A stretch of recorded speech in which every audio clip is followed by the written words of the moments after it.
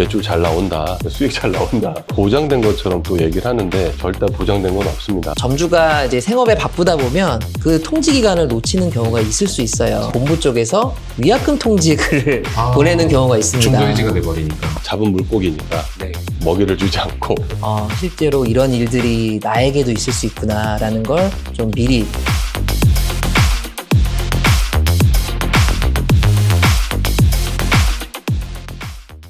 저희가 지금 얘기 나눈 부분은 이제 예비 창업주분들께 조금 초점이 맞춰져 있었던 것 같습니다. 그래서 좀 지금 현재 운영하시는 분들께는 또 어떤 그 업무 보고에서의 어떤 그 내용들이 있었는지 한번 좀 말씀 부탁드리겠습니다. 업무 보고에서는 이제 점주 단체 등록제, 네. 지난주 저희가 했던 내용들이 나왔었고요. 네. 그러니까 운영하면서 사실은 점주와 이제 가맹 본부와 사이가 어떻게 보면 서로 수평 관계가 아니다라고 해서 그런 수평 관계를 좀 맞춰주는 제도가 이제 점주단체 등록제라고 표현을 하고 그렇게 진행한다고 얘기를 했었는데요. 뭐 지난주에 쭉 얘기를 했었으니까 사실은 추가적인 부분에서 이제 이 제가 방송을 하고 나서 주변에서 이제 가맹본부에서 질의가 들어온 게 있어요. 네. 근데 그 부분은 사실 프랜차이즈라는 영역에서 보면 프랜차이즈 자체가 가맹본부와 가맹점주 그리고 공동의 사업을 통해서 수익을 낸 것을 사실 양분하는 관계이거든요. 그러니까 어떻게 보면 수익이 다른 데 있는 것이 아니라 수익이 나와 있는 거를 나눠 갖는 형태인데, 그러니까 가맹점주 단체와 협의를 할 때 좀 주요 이슈가 될 것은 그 나와 있는 결과치에 있는 수익을 어떻게 배분할 것이냐가 제일 많이 얘기 나오지 않겠냐. 가장 중요한 부분이죠. 네, 맞습니다. 그래서 그것들을 서로가 더 많이 갖겠다고 얘기를 할 수밖에 없는 구조인데, 과연 그런 어떻게 보면 그 수익 배분이 과연 적정 수익? 적정 배분 방식? 이런 게 과연 존재하는 것도 아니고 법으로 이거를 나눠 갖는 거는 진짜 너무 말도 안 되는 얘기가 될 것 같고, 사실 그런 부분이 되게 팽배하게 사실은 대립할 것 같아요. 네. 협상을 하지 않으면 제재한다라고 이제 지난주에 얘기를 드렸지만, 그럼 협상을 해요. 했는데 내용이 결렬이 되면 과연 그런 부분이 어떻게 될 것이냐에 대한 그런 궁금증을 얘기하시더라고요. 약간 관련이 없을 수는 있는데 일맥상통한 얘기입니다. 그 업무 보고 볼 때 제가 가장 인상 깊었던 부분이 그 대통령이 하신 말씀이 있어요. 이게 단체 행동권은 없다. 예. 그래서 협상이 결렬되면 협상을 불이행하면 어떻게 할 거냐. 그 수단이 있냐. 이런 지적이 바로 나왔거든요. 네, 맞습니다. 근데 제가 법을 공부한 게 제가 이제 그 개정법을 열심히 본 입장에서는 그 부분이 사실 핵심이에요. 네. 예, 본부가 협상을 잘 이행하지 않고 사실상 이행하지 않는 경우에 점주단체가 뭘 할 수 있는지에 대한 부분은 개정법이 통과됐음에도 불구하고 여전히 남아 있습니다. 근데 이 부분을 이제 공정거래위원장께서는 이렇게 답변을 하셨어요. 점주들이 할 수 있는 것들은 단체 행동, 그렇죠. 예컨대 그 뭐 어떤 특정 메뉴를 본부가 강력히 런칭한 특정 메뉴를 판매하지 않는다던가 아니면 필수 품목 중 일부를 구매하지 않는다던가 뭐 이런 식의 행동들을 할 수 있는데요. 이런 행동들은 원래는 점주들의 부당한 공동행위, 즉 담합에 해당이 될 수 있습니다. 네. 담합으로 처벌이 될 수 있는데 공정거래위원장이 한 말씀은 그런 걸 담합에서 배제하는 입법을 한번 해보겠다. 예. 근데 제가 볼 때는 이것도 사실 충분하지 않습니다. 네. 왜냐하면 담합이 문제되는 게 아니라 그러한 행동을 하면 계약 위반이 되고요. 그래서 해지 사유가 됩니다. 갱신거절 사유도 되고요. 그리고 형사상 처벌을 받을 수 있는 업무방해에도 해당될 수 있어요. 그래서 그러한 부분들, 그 민형사적인 모든 책임을 감수해야 되는 상황은 여전히 남아있기 때문에 실제로 이번에 통과된 가맹사업법 개정안은 본부와 업계의 우려에도 불구하고 사실 점주단체 입장에서는 반쪽짜리다 여전히 라고 얘기할 수 있는 부분입니다. 그 사실 이제 이 부분은 어떻게 보면 되게 민감한 부분이 될 수 있을 것 같아요. 그러니까 이게 좀 조심스럽지만 사실은 일반적으로 우리가 회사 관계에서는 급여를 받는 입장이기 때문에 단체 행동권을 가지고 뭐 파업을 한다든지 그럴 때도 이제 급여라는 게 존재해서 이제 나중에 이제 보상이나 이런 부분에 문제가 있긴 하지만 진행되는 구조가 있는데, 지금 이제 프랜차이즈 가맹 본부와 가맹 점주는 사실 사업자, 독립된 사업자인데 급여를 받는 것도 아니고, 사실 만약에 단체 행동을 하게 될 때 가맹 점주가 과연 할 수 있는 것들이 뭐가 있을까? 그렇다면 뭐 장사를 만약에 뭐 문을 닫는다? 그러면은 그게 회사의 피해가 아니라 자신의 피해이기도 자신의 하거든요. 피해가 돼버리죠. 그러니까 사실은 가맹점주 입장에서는 어떻게 보면은 이런 것들을 해결할 수 있는 부분, 문제를 해결하거나 뭔가 의사를 표현하는 부분이 상당히 조심스러운 부분들이 될 수밖에 없어요. 네. 그리고 이제 가맹본부도 이거를 얘기는 안 하고 있긴 하지만 실제로 이제 알고 있을 수도 있겠죠, 당연히. 저는 개인적으로는 지금 이 부분에 대한 어떤 구체적인 이제 법안이 정해지는 내용들이 바로 이 개정법의 성패가 달려있지 않나라는 생각까지 들 정도네요. 네. 실제 사례가요. 그 말씀하신 거에 굉장히 공감을 하는 게 점주단체 측에서 단체 행동을 좀 시도를 해보려고 해도 대부분의 점주들이 거기에 가담하지 않으려고 합니다. 사실 바쁘죠. 예, 오히려 반대합니다. 예, 왜냐하면 이미지 떨어지면 매출 하락은 다 피해가 즉각적으로 오거든요. 네. 그러다 보니 일부 점주들만 하게 되면 그 일부 점주들에 대해서만 민형사 책임을 물어버릴 수가 있거든요. 아무 문제가 없습니다. 그러다 보면 더 위축돼서 안 하게 되고 그러다 보면 나아가서 협상이 굉장히 껍데기처럼 형식화될 우려가 실제로 지금도 많이 있고요. 제가 알기로는 본부 입장의 대응책 그리고 자문 이런 거에 주된 내용이 응하기만 하면 된다. 네. 네. 예. 지금 약간 네. 시크릿 포인트를 자꾸 열어주시는 이거 뭐라고 해야죠? 근데 뭐 상식적으로 하는데 사실은 네, 제일 생각할 수 있는 부분이거든요. 네. 제가 이제 주변에서 듣기에도 가맹본부들에서는 이 단체 협상권을 사실 상당히 이제 민감하게 받아들이고 있고 하지만 반대로 준비도 사실은 이미 하고 있습니다. 대형 브랜드 같은 경우 대형 로펌을 통해서 하고 있는데 근데 사실 거기는 이제 자본과 또 이제 인력들이 있는 상태고 그럼 과연 가맹점주 단체에서는 어떻게 그러니까 뭐 어떻게 보면은 을에게 기회를 주고 가맹점주 단체에게 뭔가 어떻게 보면 혜택 어떻게 보면 좋은 제도를 선사한 계기가 될 수 있지만 문제는 실제로 그것들을 어떻게 활용해서 할 것이냐에 대한 부분으로 보면 가맹본부보다 가맹점주 단체는 뭐 대형 로펌을 섭외해서 할 수 있는 것도 아니고요. 사실 준비할 수 있는 뭐 어떤 과정이 있는 것도 아닌데 사실 그런 부분들이 오히려 시장에서 문제가 소지가 있을 것 같거든요. 맞습니다. 결국에는 행동권이 없다는 건 점주단체의 목소리를 관철할 수단이 없다는 거예요. 예. 예. 그래서 협상 요청만 할 수 있는 권리만 지금 정해져 있다고 보시면 되기 때문에 앞으로 이 부분에 대한 논의는 계속 이루어질 것 같습니다. 실질적인 이 개정법에 있어서, 가맹본부와 가맹점주 양쪽을 다 만족시키지 못하는 결과를 가져올 수도 있겠다는 또 그런 생각도 듭니다. 오히려 저는 조금 더 나아가서요. 이번에 통과된 개정법이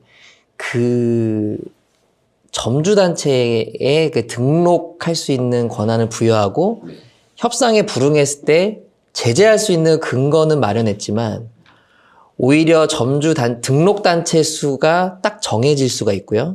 횟수나 이런 것들을 대통령령으로 다 정해버릴 수가 있습니다. 네. 그 본부가 거절할 수 있는 사유까지도 정해질 수 있거든요. 오히려 조금 점주단체들이 활동폭이 더 줄어들 수도 있지 않을까. 그러니까 단체 협상권이 일단 실질적으로 내 의견을 관철할 수 있는 수단으로서 의미가 얼마나 있는지에 대해서는 제가 볼 때는 의문을 가질 법합니다. 그래서 제도가 아마 실제로 운영되고 나면 지금 업계에서 특히 본부 측에서 하는 우려보다 훨씬 더 점주단체 측이 불만을 많이 제기할 수 있을 것 같아요. 네. 사실 이게 어떻게 보면은 우수 사례가 좀 나와야 될 것 같긴 해요. 실제로 이걸 모든 것을 법으로 규제하고 제재하고 설정할 수는 없으니까 이런 제도가 시행이 되면 실제로 그거에 따라서 우수 사례가 나오고 그걸 통해서 실제로 이렇게 반목만 하는 것이 아니라 가맹본부와 가맹점주가 새로운 어떻게 보면 장을 마련해 가는 형태들을 보여줘야만 될 수 있고 거기에서의 여러 역할들이 좀 필요하겠다라는 생각은 갖고 있습니다. 저는 그런 생각도 듭니다. 이게 결국 우수 사례라고 말씀하셨는데 그럼 우수 사례를 가진 어떤 가맹본부나 이런 쪽에 대해서 무슨 인증 마크 맞습니다. 같은 걸 부여하고 지난번에 얘기했던 네, 저희가 인센티브나 혜택이라는 부분도 네네. 얘기했었죠. 인센티브, 혜택 이런 부분을 얘기했었는데 그런 부분들을 위해서 좀 좋은 사례를 발굴해서 실제로 있던 혜택 같은 거를 이제 부여를 하는 그런 방안들이 이제 앞으로 같이 시행되면 좋지 않을까라는 생각도 듭니다. 저희가 지금까지 이제 창업부터 운영까지의 어떤 업무 보고의 내용들을 살펴봤는데요. 이제 폐업에 대한 부분도 있을 것 같습니다. 폐업, 뭐, 당장 저부터 이제 그런 폐업을 진행해봤고, 폐업 진행하면서 굉장히 쉽지 않았었거든요. 그래서 어떤 포지션적인 부분에서 오는 불리함이라든가 어떤 제도에서 충분하게 보완해주지 못한 뒷받침되지 않는 어떤 지위적 그런 보장, 네, 권리, 이런 것들이 있을 것 같아요. 그래서 좀 폐업을 염두에 두고 계신 분들께서 또 한번 눈여겨보실 수 있는 그런 업무 보고의 내용이 있었을까요? 그 업무 보고 내용에도 분명히 이제 그런 부분들이 포함이 돼 있고, 네. 향후 이제 그 아까 말씀드렸던 종합대책에도 폐업 단계에서의 구조적인 부분을 해소하는 네. 부분들이 나와 있긴 한데요. 실제로도 지금 어떻게 보면 저도 이제 올해 이제 공공기관에서 컨설턴트로 활동도 하면서 네. 보면 올해 정말 시장이 힘들었습니다. 아마 내년도 그런 것도 이어질 거라고 하고, 어떻게 보면 단연 뭐 프랜차이즈 시장뿐만 아니라 전체적으로 외시장이 지금 폐업자가 100만이 넘어가고 있는 사실 힘든 시기이고요. 그 과정에서도 보면은 이게 노무적으로 또는 임대차 계약에서 문제점, 그런 것들을 해결하고 폐업의 과정들이 필요한데, 이 가맹점주인 경우에는 또 하나가 이제 가맹본부와의 어떤 관계성 때문에 네, 훨씬 더 큰 문제를 안고 있죠. 맞습니다. 그리고 저도 최근에 이제 이렇게 주변에서 가맹점주들, 실제 이제 운영하고 계신 분들한테 분쟁 관련해서 상담을 하다 보면 많이 이제 얘기 나오는 것이 이제 해지권 관련된 부분이거든요. 그래서 계약은 어떻게 보면 했지만 나중에 실제로 이제 영업 매출이라든지 운영적으로 힘들어져서 해지를 하려다 보니 좀 문제가 많이 생기는 네. 경우가 있었고요. 실제 사례로도 최근에 많은 프랜차이즈들이 뭐 오무정책, 사무정책, 육무정책 해가지고 가입비, 교육비, 가맹비를 면제해주면서 실제로 나중에 해지를 원한다거나 갑자기 이제 해지가 된 경우에는 그 앞에서 면제해줬던 모든 부분들을 다 이렇게 뭔가 토해내야 나중에 되는 네, 그런 구조로 만들어 놓기도 해요. 오히려 네, 위약금처럼. 맞습니다. 그리고 최근에 사례에서도 로열티를 뭐 100만 원 이상 이제 설정을 해서 거의 뭐 로열티를 나중에 뭐 6개월 하다가 문제가 있어서 문을 닫게 되다 보니까 그러면 나머지 1년 6개월에 대한 로열티가 거의 2천만 원에 상당한 부분을 위약금으로 내세우는 경우도 있었거든요. 제가 느끼기엔 거의 임대차 계약과 비슷한 맞습니다. 느낌이네요. 네. 실제로 편의점 같은 경우에도 최근에는 편의점도 오픈하는 방법들이 여러 가지가 있는데 그중에서 본사가 많이 투자를 해서 하는 경우가 있는데 그런 경우에 사실은 이제 해지할 경우에 위약금이 엄청나게 높은 경우가 많죠. 그래서 이게 법제적인 부분에서도 존재하지만 실제로 이 해지 건으로 인해서 분쟁 상담 의뢰가 사실 많이 있는 편입니다. 네. 이제 그 부분에서 사실 업무 보고에서 다뤄졌던 그 점주의 그 중도 해지권을 입법화하자. 그래서 이 부분이 이슈가 지금 되고 있고 실제로 법제화를 진행 중인 걸로 좀 알고 있습니다. 네. 사실 중도 해지권이라고 하면은 어떻게 보면 아까도 이제 2년이라는 기간을 말씀하셨잖아요. 그런 기간처럼 뭔가 이렇게 그 프랜차이즈 가맹점으로서의 어떤 계약이죠. 일종의 계약이죠. 계약도 계약 기간을 놓고 저희가 계약을 한 건데 어떤 점주의 그 책임으로 인해서 이런 가맹 계약이 해지가 되는 경우에 위약금이 부과될 수 있고 이런 부분들이 있어서 점주의 어떤 책임이라는 부분을 어디까지 볼 것이냐라는 부분도 굉장히 좀 궁금하실 것 같아요. 네. 실제로 사실 이제 상법에 나와 있는 걸로 보면 그러니까 사정이 부득이한 사정이 있는 경우에 이제 계약을 해지할 수 있다는 표현이 있는데요.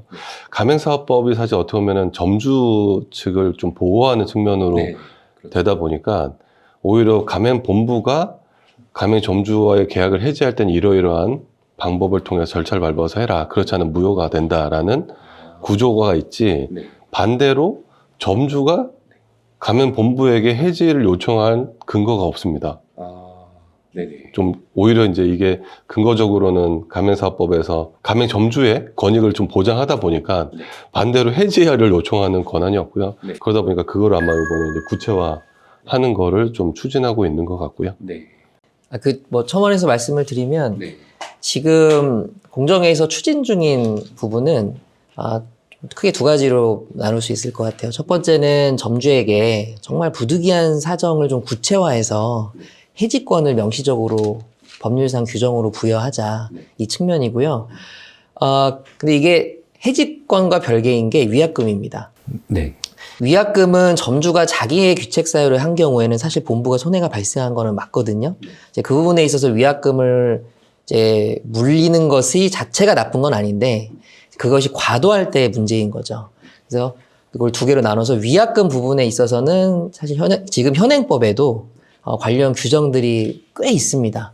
그 불공정 거래 행위의 하나로서 과도한 위약금 부과 행위가 있거든요.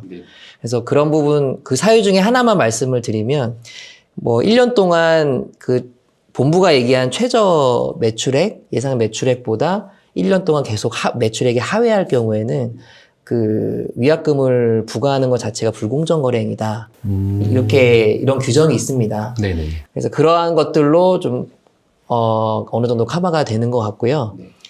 지금 법제화가 되는 부분은 그래서 좀 정확히 말씀드리면 해지권, 점주의 해지권을 넣는 부분이 지금 법제화가 진행 중이라고 보시면 될 것 같습니다. 네, 그러면 기존에 없던 해지권을 이제 그 법제화를 통해서 구체화하는 구체화하고 네. 있다라는 내용. 근데 사실 이제 실제 이렇게 상담을 하다 보면 네.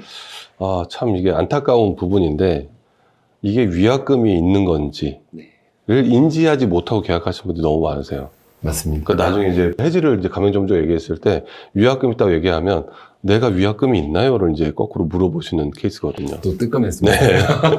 그래서 이제 찾아보면 특약사항에 다 사인을 돼 있다는 게 문제인 거죠. 그래서 처음부터 위약금에 대한 부분들을 인지를 해야 되는데 그런 부분들이 좀 미약하다 보니까 이제 또 추진하고 있는 것이 그런 위약금에 관련된 정보를 아예 계약서에 드러내서 좀 써라라. 또 정보공개서에 드러내서 쓰는 것까지 지금 얘기를 하고 있는 상태고요.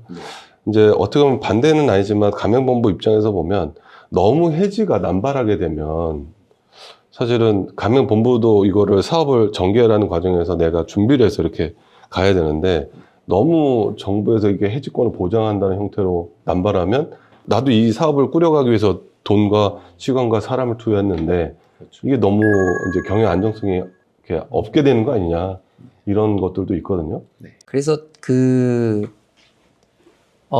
이거는 이제 번외 얘기인데 그 공정위에서 점주의 해지권에 관련된 연구 용역을 발주해서 지금 아마 어디 대학교 산학협력단에서 낙찰받아서 그 연구 용역이 진행 중인 걸로 알고 있거든요. 근데 제가 관심 있어서 저도 그 부분은 좀 봤는데 공정위가 얘기하는 점주 해지권은 아마 위약금 부담이 없는 점주 해지권을 좀 구체화하는 걸 목적으로 하고 있는 걸로 좀 보입니다. 위약금이 없다는 얘기는 본부의 귀책 사유로 인한 것을 좀 전제하고 있다고 봐요. 아, 네. 원래도 본부가 귀책 사유가 있으면 민사법의 일반 원리에 따라서 해지가 가능합니다. 원래는요. 근데 이걸 굳이 명시하자는 거는 아까 말씀드린 대로 그러한 법이 해지권이라는 것이 인정되는지 여부도 모른 채 그리고 위약금도 있는지도 모른 채 계약을 하신 분들이 그냥 위약금 통지가 날라오면 그냥 당연히 내야 되나 보다라고 생각하시는 그런 것들 좀 막기 위해서 아마 법에 명시를 시키는 것 같고요. 조금 한 가지만 더 말씀드리면 그거를 원래 그 점주들의 일반적인 계약 해지권을 법제화한 것이 없진 않습니다. 상법 168조 10에 있거든요. 거기 보면 부득이한 사정이 있으면 할 수 있다 이렇게 되어 있어요. 근데 이제 부득이한 사정이 언젠지를 이제 모르기 때문에 이런 것들을 좀 구체화하자. 그리고 해외 사례와 국내 판례들에서 인정된 것들을 좀 종합해서 구체화하자 정도의 의미로 보시면 되고요. 여기서 이제 오해를 하면 안 되는 것이 점주는 아무 때나 마음대로 단순 변심, 네, 쉽게 말해 속칭 그런 아무 때나 임의로 할 수 있는 해지권을 부여하는 것은 아니다라고 좀 생각은 해주셔야 될 것 같습니다. 일반적으로 저도 이제 가맹 점주를 해봤던 입장에서 가장 궁금한 부분은 가장 쉽게 해지권을 발동할 수 있는 사유로 떠올려 볼 수 있는 것이 아마도 매출이 기대했던 만큼 안 나왔다라는 부분일 것 같아요. 그래서 그런 부분은 이제 아까 말씀하셨던 본사의 귀책 사유에 들어가는 건가요? 실제로 있었던 판례들을 좀 분석을 해보면요. 상법 168조의 10을 주장하는 사례들 중에서 그런 사례가 있습니다. 본부가 약속한 것보다 매출액이 터무니없이 낮게 나와서 더 이상 영업을 유지할 수가 없는 경우가 있습니다. 그런 경우에 이제 상법 168조의 10에 의한 계약 해지를 주장하면서 위약금은 내지 않겠다라는 주장을 해서 소송이 된 판결이 이루어진 사건이 있는데, 그때 이제 본부의 귀책 사유가 명확히 판단이 되지는 않아요. 그러니까 본부의 귀책 사유가 인정돼야 한다라는 요건을 설시하진 않지만 인정된 사실관계를 보면 본부가 나쁜 짓을 많이 했습니다. 그런 경우에는 그게 인정이 되고요. 그렇지 않고 단순히 내가 영업이 어렵다, 사업이 어렵다 이런 이유만으로 위약금 없는 그 상법상의 해지를 인정한 사례는 찾아보기는 어렵습니다. 사실은 이 해지 사유를 어떻게 보면 되게 조심스럽게 좀 구체화해야 된다고 보여지고요. 사실 너무 막 이렇게 막 남발할 수 있는 구조가 되면 안 되고, 아마 말씀하셨던 것처럼 제일 중요하게 아마 제일 많은 사연도, 지금도 제일 많은 분쟁도 마찬가지지만 대략적으로 처음에 영업할 때는 매출 잘 나온다, 수익 잘 나온다 라고 할 수밖에 없는 구조고, 또 그렇게 하다 보니까 근데 그런 것들이 뭔가 보장된 것처럼 또 얘기를 하는데 절대 보장된 건 없습니다. 근데 절대 이제 보장된 것처럼 얘기를 하고 또 계약서를 사인하고 실제로 됐을 때, 그럼 영업 부진이 됐을 때 해지할 수 있다고 하면 어느 정도 영업 부진이 돼야 되는지, 실제로 뭐가 얼마나 차이가 나야 되는지 더 이제 또 세부화 된다고 생각을 해요. 그래서 이게 어떻게 보면은 좀 관습적인 부분이기도 한데, 가맹본부가 준비가 안 되고 시스템이 없는 가맹본부 같은 경우에는 이제 모든 전력을 사실은 구조상 가맹 영업에 집중할 수밖에 없거든요. 가맹 운영에 이제 뭔가를 쏟는 것이 아니라 가맹 영업에 많이 쏟다 보니까 오히려 거기에서 뭔가 퍼포먼스를 내기 위해서 많이 노력하는 부분들이 있고요. 실제로도 계약을 하면 2년이든 3년이든 가다 보니까 오히려 가맹점 관리하는 데는 좀 등한시하고, 오히려 이제 오픈하는데, 왜냐면 오픈만 하면 2년, 3년 가고 또 돈을 받으니까, 그러다 보니까 6문의, 7문의, 8문의, 최근에는 뭐, 예, 정말 좀 말도 안 되는 것까지 나오고 있는데, 그런 형태로 가고 있는 거죠. 근데 그러다 보면 나중에 아까 2년, 어차피 여기는 이제 이런 표현이 그런데 잡은 물고기니까 먹이를 주지 않고, 그렇죠. 오히려 밖에 있는 물고기를 잡는 데 노력을 하다 보는 게 제일 문제가 되지 않나. 그런 게 이제 오히려 이런 위약금과 또 해지와 어울려서 문제가 돼서, 오히려 저는 이게 해지권에 대한 부분이 이것만 얘기할 것이 아니라 가맹본부도 사실 자정작용이 좀 필요하다고 생각하거든요. 이미 이제 잡았던 물고기에도 사실 신경을 많이 써서 그들이 이거를 법제적으로 해지를 못하게 하거나 해지를 하게 하거나 이런 부분이 문제가 아니라, 오히려 해지를 생각하지 않을 수 있게끔 꾸준히 좀 관리하는 과정도 필요하지 않나라는 생각을 합니다. 실제로 가맹점으로 이미 진행되고 있는 점포들의 어떤 운영이라든가 뭐 매출뿐만 아니라 실제 수익까지 어떻게 되는지를 좀 들여다보고 좀 신경 써주는 그런 가맹본부의 어떤 역할, 이런 것들이 좀 필요할 것 같습니다. 그럼 점주 해지권 관련해서 그냥 해지를 원하거나 혹은 해지가 필요한 시점이 있을 수도 있지만, 그냥 이제 계약이다 보니까 갱신이 되는 시점에 그런 해지와 관련된 어떤 의견이 일치하지 않는 경우도 있을 것 같습니다. 그런 경우는 또 어떤 내용이 있을까요? 갱신이 됐냐 안 됐냐를 통보의 의무를 가맹본부가 지는 걸로 좀 이제 추진하고 있거든요. 그러니까 지금은 내가 주체가 바뀌는 거예요. 가맹 점주가 꼭 얘기해야 갱신이 되든 안 되든 이 표현이 되는데, 그게 아니라 이제 가맹본부가 그러니까 연장을 하는 것도 얘기하고 연장이 안 되는 것도 얘기해라. 약간 이런 개념인 거죠. 그러니까 오히려 그 책임을 가맹본부에게 한 번 더 둔다, 이렇게 보시면 될 것 같아요. 사실 좀 지역적이긴 하지만 실무상으로 많이 문제되는 부분이 있습니다. 바로 이게 그 갱신이 간주되는 경우인데요. 실제로 이런 사례가 많습니다. 그 점주가 장사가 너무 안 돼서 갱신을 하고 싶지 않은데 그 갱신 거절 통보 기간이 현행법상 60일이거든요. 근데 그걸 놓쳤을 때 갱신이 간주가 돼서 그 이후에 나는 갱신하기 싫다라는 의사표시를 할 때 본부 쪽에서 위약금 통지글을 보내는 경우가 있습니다. 중도해지가 돼버리니까. 예, 간주가 된 상태에서 점주가 중도해지를 하는 경우니까 위약금 통지가 날아와서 굉장히 당황하시는 경우들이 많거든요. 근데 이 경우에 사실은 점주가 이제 생업에 바쁘다 보면 그 통지 기간을 놓치는 경우가 있을 수 있어요. 챙기기 힘들죠. 예. 그런데 그 간주가 너무 가혹하기도 하거든요. 본부보다는 점주에게 훨씬 더 가혹한 경우들이 많습니다. 장사가 안 되는데 이걸 벗어나지도 못하고 위약금도 내야 되니까. 잘 되는 경우도 마찬가지로 그렇죠. 너무 바쁘니까 어찌됐건 신경을 못 쓰는 경우들이 생기죠. 그렇죠. 네. 그래서 그런 경우를 좀 보완하려는 입법적 보완의 노력이 이번에 공정위 공정위 그 점주 권익 강화 대책의 보도 자료에도 나와 있어서 이 부분도 한 말씀 드리는 게 좋을 것 같아서 네. 한번 말씀드려봤습니다. 네. 네. 네, 오늘 두 분 모시고 저희 그 공정거래위원회 업무보고 관련해서 가맹사업과 관련된 내용들을 한번 이야기 나누어 보았습니다. 저희 오늘 계속 이제 비춰지고 있었는데 여기는 이 책은 어떤 건가요? 제가 다른 채널에서도 한번 소개한 적이 있는데, 네네. 사실 현실에서 제가 여러 가지 이제 상담들을 하다 보면 참 안타까운 부분들이 좀 있어요. 네. 그래서 실제로 이 가맹 계약이라는 것도 하나의 계약이고, 어떤 면에서 보면 정말 큰 금액을 이제 다루는 계약이잖아요. 거기다가 이게 일시적으로 단건 계약이 아니라 2년, 3년을 갈 수 있는 계약인데, 네. 이걸 어떻게 보면은 너무 쉽게, 너무 이제 그런 검토 없이 하시는 것 준비 같더라고요. 그래서 그런 것들을 또 반대로 가맹본부, 뭐 제가 모든 본부를 얘기하는 건 아닙니다. 좀 나쁜, 좀 악의적인 본부들 같은 거 그거를 또 악용해서 계약서임에도 불구하고 대충대충 또 넘겨서 네. 거의 사기에 가까운 계약을 하는 경우도 되게 많더라고요.